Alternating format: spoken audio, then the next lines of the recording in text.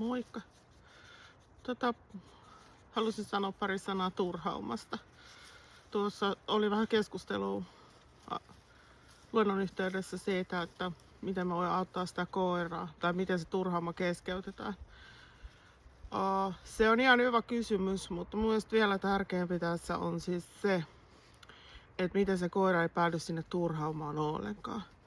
Eli jotta me osattaisiin oikeasti kunnolla kouluttaa, niin me pitäisi huolehtia siitä, että sen koulutuksen aikana koiralle syntyy ei ollenkaan turhaumaa tai mahdollisimman vähän.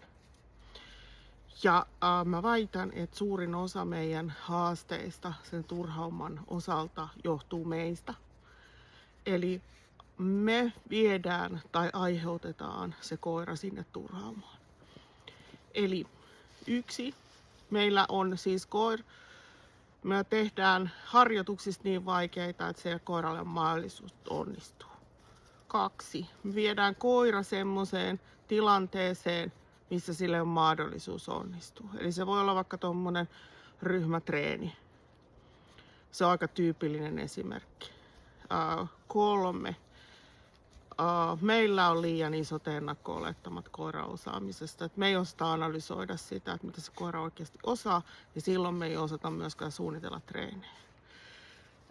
4 on se, että koiralle on päässyt jo syntymään ennakko-olettamia asiaan liittyen, ja ennakko-olettamat usein aiheuttaa sille koiralle turhaumaa, kun ne ei toteudukaan. Eli meidän pitäisi työstää niitä ennakko-olettamia ja yrittää ehkäistä, että niitä ei synny. Sitten toisten koirien katsominen ja niiden työskentelyn katsominen aiheuttaa niille usein turhaumaa. Tämä meidän pitäisi erikseen harjoitella. Me ei keskitytä siihen koulutuksessa, että missä tunnetilassa se koira tekee, vaan me suoritetaan tehtäviä ja sitten me ei havaita sitä, että siellä kumuloituu joku stressi tai näin, ja sitten koira päätyy sitä kautta turhaumaan. Sitten turhauma voi syntyä myöskin sillä tavalla, että me ei osata toimia sen koiran asianajajana, eli me viedään se koira jonnekin tällaiseen maksettuun treeniin vaikka, ja sitten siellä koitetaan survoa läpi semmoista harjoitusta, mikä on liian vaikea sille koiralle.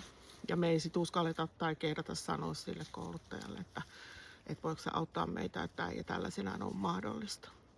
Ja sitten yksi syy on siis se, että me ei myöskään osata purkaa siellä treenissä sitä painetta, mitä se meidän kouluttaminen mahdollisesti aiheuttaa. Eli meillä pitäisi olla tämmöinen vireä purkustrategia siellä. Ja sitten siellä on vielä sellainen aste, että me ei osata opettaa sille koiralle, että miten ne treenit loppuu. Eli se meidän kommunikaatio on ikään kuin vaillinaista.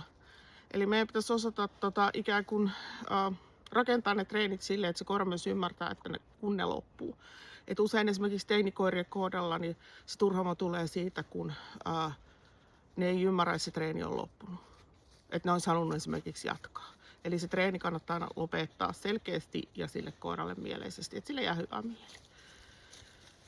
Ja sitten yksi syy on se, että meidän oma mielentila on huono ja sitten se tarttuu sille koiralle myöskin. Mutta jotta me voitaisiin oikeasti puuttua siihen turhaumaan, niin me pitäisi kyetä estämään sitä.